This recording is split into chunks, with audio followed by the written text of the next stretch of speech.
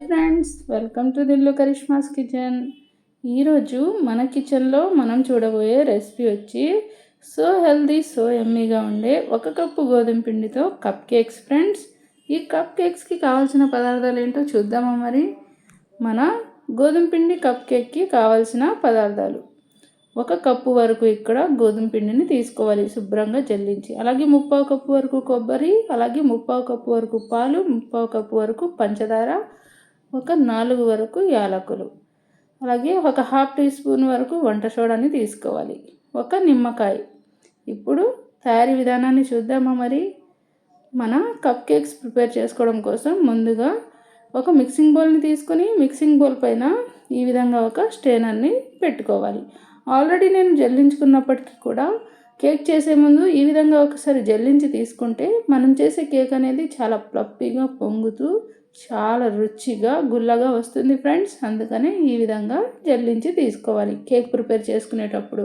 ఎప్పుడైనా సరే, ఏ type of cake చేసినా సరే ఈ విధంగా జల్లించుకున్న తర్వాత దీన్ని పక్కన పెట్టుకుని ఒక మిక్సీ జార్ని ఈ విధంగా తీసుకుని మనం ముందుగా తీసుకున్న 3/4 కప్పు పంచదారని ఇందులోకి యాడ్ చేసుకోవాలి. అలాగే యాలకుల్ని కూడా యాడ్ చేసుకోవాలి. ఈ విధంగా పంచదారని తీసుకున్నాక మనం తీసుకున్న యాలకులు ఉన్నాయి కదా, వాటిని కూడా వేసుకుని ఫైన్ పౌడర్ లాగా గ్రైండ్ చేసి తీసుకోవాలి. ఈ విధంగా పౌడర్ లాగా గ్రైండ్ చేసుకుంటే మిక్స్ అవ్వడానికి ఈజీగా ఉంటుంది కాబట్టి నేను ఈ విధంగా పౌడర్లా చేసుకున్నాను ఫ్రెండ్స్. డైరెక్ట్గా పంచదార వేస్తే కరగడానికి కాస్త టైం పడుతుంది.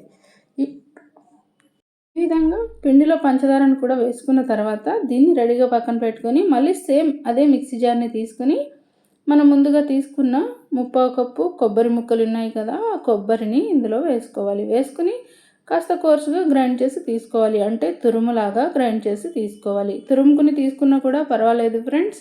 ఇప్పుడు గ్రైండ్ చేసి ఈ విధంగా తీసుకుందాం. ఇలా గ్రైండ్ చేసిన కొబ్బరిని కూడా మొత్తం ఈ పిండిలోకి యాడ్ చేసుకోవాలి. ఇంట్లో పచ్చి కొబ్బరి ఉన్నప్పుడు ఒక్కసారి ఈ విధంగా ట్రై చేసి చూడండి ఫ్రెండ్స్. చాలా రుచిగా ఉండడంతో పాటు ఆరోగ్యానికి కూడా చాలా మంచిది కొబ్బరి అనేది. ఈ విధంగా కొబ్బరిని కూడా యాడ్ చేసుకున్న తర్వాత మొత్తం కలిసేలాగా ఇప్పుడు కొన్ని పాలని యాడ్ చేసుకుంటూ కన్సిస్టెన్సీ అడ్జస్ట్ చేసుకోవాలి. మొత్తం పాలని ఒకేసారి వేసామంటే పిండి లూజ్గా అయ్యే అవకాశం ఉంటుంది కాబట్టి కొద్దిగా వేసుకుంటూ కలుపుకుంటూ పిండి కన్సిస్టెన్సీ అనేది మరీ లూజ్గా కాకుండా మరీ థిక్గా కాకుండా కలుపుకోవాలి ఫ్రెండ్స్. చూస్తున్నారు కదా, వీడియోలో చూపిస్తున్నట్టుగా కలుపుకుంటూ పాలని యాడ్ చేసుకోవాలి.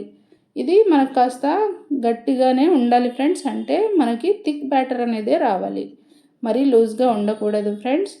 చూస్తున్నారు కదా, వీడియోలో చూపిస్తున్నట్లుగా ఈ విధంగా చేసుకోవచ్చు. అలాగే మీరు ఈ పంచదార ప్లేస్లో బెల్లాన్ని వాడి కూడా చేసుకోవచ్చు చక్కగా ఈ కేక్ని. ఈ విధంగా చూస్తున్నారు కదా, మన బ్యాటర్ అనేది ఈ విధంగా ఉండాలి, నేను చూపిస్తున్నట్టుగా ఉండాలి. మరీ పల్చగా కాదు, మరీ చిక్కగా కాకుండా ఉంది కదా, మధ్యస్థంగా ఈ విధంగా ఉన్నట్టుగా కలుపుకుని దీన్ని కాసేపు 10 నిమిషాలు పక్కన పెట్టుకుని ఇప్పుడు దేంట్లో అయితే మనం కేక్ ప్రిపేర్ చేసుకోవాలనుకుంటున్నామో ఆ చిన్న మౌల్డ్స్ని ఈ విధంగా తీసుకోవాలి.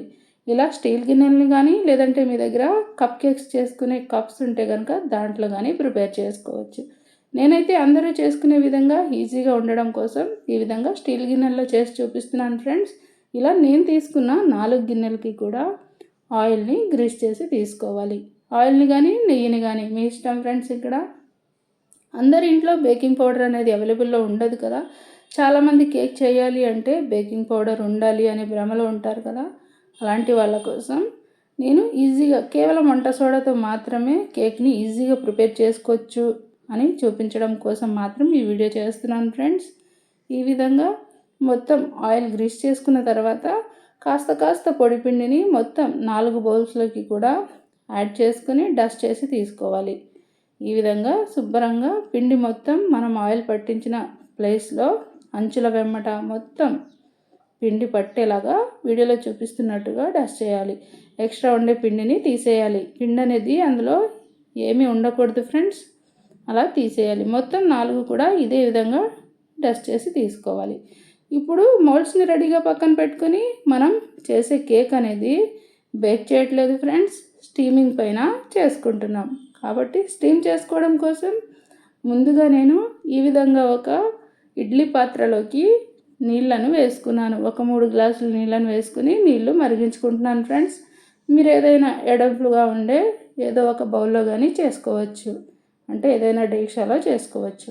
ఇప్పుడు నీళ్లు మరిగేలోపు మనం ముందుగా తీసుకున్న వంట సోడా ఉంది కదా, ఆ వంట సోడాని ఇలా వేసుకుని మనం తీసుకున్న నిమ్మకాయలోంచి అరచక్క నిమ్మరసాన్ని కరెక్ట్గా మనం తీసుకున్న వంట సోడా పైన పడేలాగా వేసుకోవాలి. నిమ్మకాయని కట్ చేసి తీసుకుందాం ఫ్రెండ్స్. కట్ చేసుకుని సగం ముక్క నిమ్మకాయని ఈ విధంగా తీసుకుని మనం తీసుకున్న వంట సోడా పైనే పడేలాగా వేసుకోవాలి. ఇందులో పిక్కలేవి లేకుండా, అంటే గింజలు ఉంటాయి కదా ఫ్రెండ్స్, గింజలన్నీ తీసేసి తీసుకోవాలి. ఇందులో గింజలు అనేవి ఏమీ పడకుండా. చూస్తున్నారు కదా నేను ఏ విధంగా వంట సోడా పైన పడేలాగా వేసుకుంటే ఈ విధంగా బబుల్స్ లాగా ఫామ్ అవుతుంది.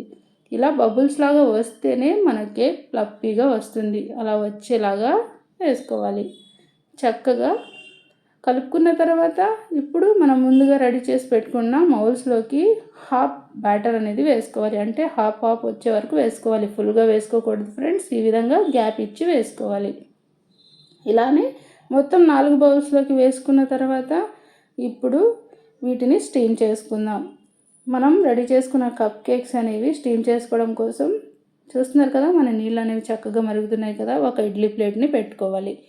ఎందుకంటే 4 మనం తీసుకున్నాం కాబట్టి 4 కూడా కరెక్ట్గా పట్టడానికి వీలుగా ఉండే ఏదైనా ప్లేట్ని కానీ లేదంటే ఇలా ఇడ్లీ ప్లేట్ని కానీ పెట్టుకోవాలి. ఇప్పుడు మొత్తం ఇందులోకి ఒక్కొక్కటిగా పెట్టుకుందాం. నేను తీసుకున్న బౌల్ అనేది కాస్త చిన్నగా ఉంది కాబట్టి కాస్త ఇబ్బంది అయింది ఫ్రెండ్స్ పెట్టుకోవడానికి. మీరు ఏదైనా కాస్త ఎడల్పుగా ఉండే గిన్నెని తీసుకొని అందులో స్టాండ్ పెట్టుకుని ప్లేట్ పెట్టుకుని కూడా ఈజీగా ప్రిపేర్ చేసుకోవచ్చు ఈ కప్ కేక్ అనేది. ఇప్పుడు ఈ విధంగా పెట్టుకుని మూత పెట్టుకుని 20 to 25 minutes చక్కగా స్టీమ్ చేసుకోవాలి.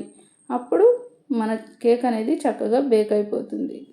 చూస్తున్నారు కదా, ఒకసారి మూత తీసి చూద్దాం ఫ్రెండ్స్. 25 minutes తర్వాత ఈ విధంగా ఒకసారి చూస్తే మన కేక్స్ అనేవి పొంగాయి కదా చక్కగా. ఇప్పుడు చెక్ చేసుకుందాం ఒక్కసారి కేక్స్ అనేవి బేక్ అయ్యాయో లేదో.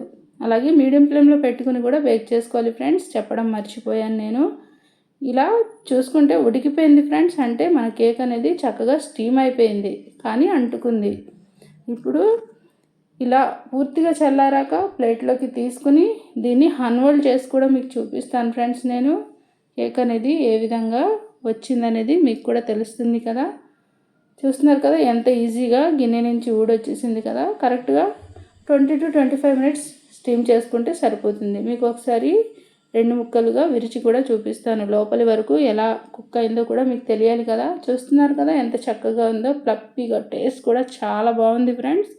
ఈ విధంగా పిల్లలు అడిగినప్పుడు, ఇంట్లో పచ్చి కొబ్బరి ఉన్నప్పుడు చక్కగా ఈ విధంగా ప్రిపేర్ చేసి ఇచ్చారంటే, తలో గిన్నె చేతిలో ఇచ్చారంటే ఎంజాయ్ చేస్తూ తినేస్తారు ఫ్రెండ్స్. బయట దొరికే కేక్స్ వైపు పరిగెట్టకుండా ఇంట్లోనే చక్కగా తింటారు.